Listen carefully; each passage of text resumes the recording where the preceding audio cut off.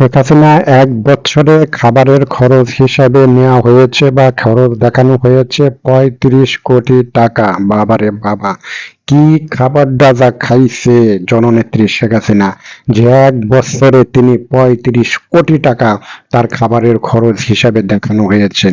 প্রিয় দর্শক, এই নিউজটা বাংলাদেশে বিভিন্ন সোশ্যাল মিডিয়াতে বেশ বড়সড় ভাবে বেশ এটা ভালোই ভাইরাল হয়েছে যে তিনি ১ বছরে কত ৩৫ কোটি টাকা নিয়েছেন।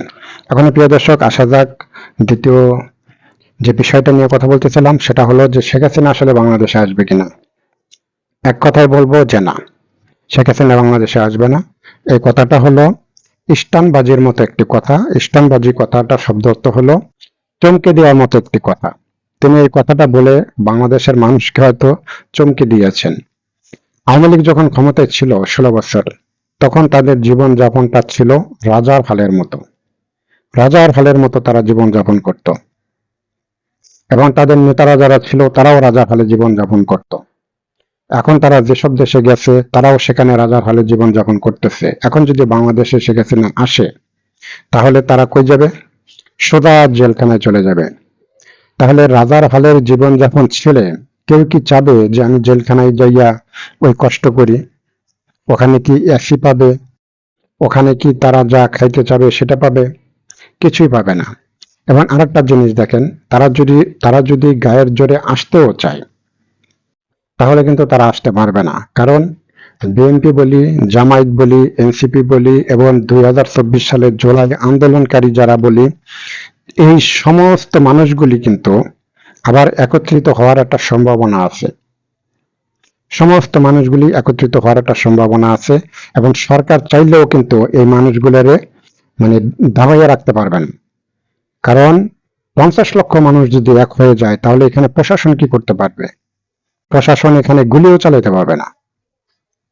এই জন্য শেখ হাসিনা এই মুহূর্তে বাংলাদেশে আসতে চাইলেও পারবে না। কারণ এই মানুষগুলি আবার শেখ হাসিনার বিরুদ্ধে একসাথে আন্দোলনে নেমে যাবে। এজন্য আমি যেটা বললাম যে একটু আগে, যে এটা হলো চমকে দেওয়ার মতো একটি কথা। দ্বিতীয় কথাটা হলো, আওয়ামী লীগের যে রাজনৈতিক দল, আওয়ামী লীগ যেটা রাজনৈতিক দল, এই দলটার প্রতি আন্তর্জাতিকভাবে যে একটা সাপোর্ট, সেই সাপোর্টটাও কিন্তু এই আওয়ামী লীগের রাজনৈতিক দলের প্রতি নেই। শেখ হাসিনা যখন ক্ষমতায় ছিল, তখনও তো তার প্রতি আন্তর্জাতিক নেতারা কোনো সাপোর্ট দেয় নাই। কারণ উনি বাংলাদেশে থেকেই বা ইন্ডিয়াতে যাওয়ার পরেও উনি কিন্তু আমেরিকাতে যাওয়ার চেষ্টা করেছে। আমেরিকার সরকার তখন অনুমতি দেয় নাই। ফ্রান্সের প্রধানমন্ত্রী বাংলাদেশে যখন আসছিল, তখন শেখ হাসিনার মা বলছে, দেখেন, সেই ছেলেও কিন্তু তাকে আশ্রয় দেয় নাই। ব্রিটেনেও তিনি আশ্রয় পান নাই। অর্থাৎ এই ওয়ার্ল্ডের ভিতরে যে বড় বড় যে দেশগুলি, তারাও কিন্তু শেখ হাসিনারে আশ্রয় দেয় নাই। একমাত্র ভারত আশ্রয় দিয়েছে।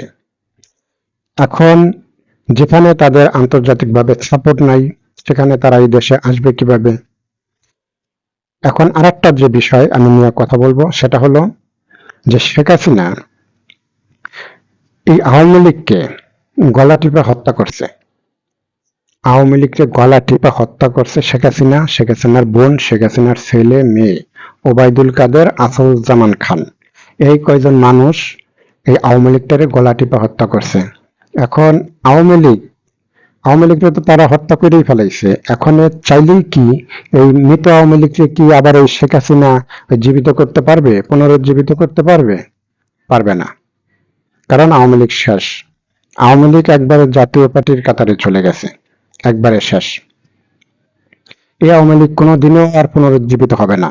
আওয়ামী লীগের যে হারানো গৌরব, সেই হারানো গৌরব শেখ হাসিনার ১৪ গোষ্ঠীও যদি চেষ্টা করে যে আওয়ামী লীগের হারানো গৌরব আমরা আগের মতো ফিরে আনবো, কোনোদিনও সম্ভব নেই। বঙ্গবন্ধু এই আওয়ামী লীগ দলটারে গড়ে তুলছিল, তাদের নেতৃত্বে বাংলাদেশের স্বাধীনতা যুদ্ধে মানুষগুলো ঝাঁপাই পড়েছিল। অথচ এই একটু ভুলের কারণে এই আওয়ামী লীগটারে একবারে শেষ করে দিল এই বঙ্গবন্ধুর ফ্যামিলির মানুষগুলি। বঙ্গবন্ধুর মেয়ে, বঙ্গবন্ধুর নাতি, তারাই এই দলটারে শেষ করে ফেলাইল। আর কোনোদিনও এই আওয়ামী লীগ পুনরুজ্জীবিত হতে পারবে না। আওয়ামী লীগ এখন চলে গেছে জাতীয় পার্টির কাতারে। তাদের এই যে কথাটা বলতেছিলাম যে তাদের এক ঠ্যাং এখন কয়বারে চলে গেছে আর এক ঠ্যাং উপরে পড়ে আছে, এখন বাকিটা উপর আল্লাহর হাতে। প্রিয় দর্শক, আপনারা যারা আমার এই ভিডিওটা ইউটিউবে দেখবেন সাবস্ক্রাইব করবেন, আর যারা পেজে দেখবেন একটু কমেন্ট করেন, লাইক শেয়ার দিয়েন। লাইক শেয়ার দিলে কি আমার পেজটা বড় হয়ে যাবে? এই জন্য কি কেউ লাইক শেয়ার করবেন না? তো প্রিয় দর্শক, লাইক শেয়ার সেটা আপনাদের ব্যাপার, যদি ভালো লাগে করবেন, ভালো না লাগলে নেই। প্রিয় দর্শক, আজ এই পর্যন্তই। সবাই ভালো থাকবেন, সুস্থ থাকবেন। আল্লাহ হাফেজ।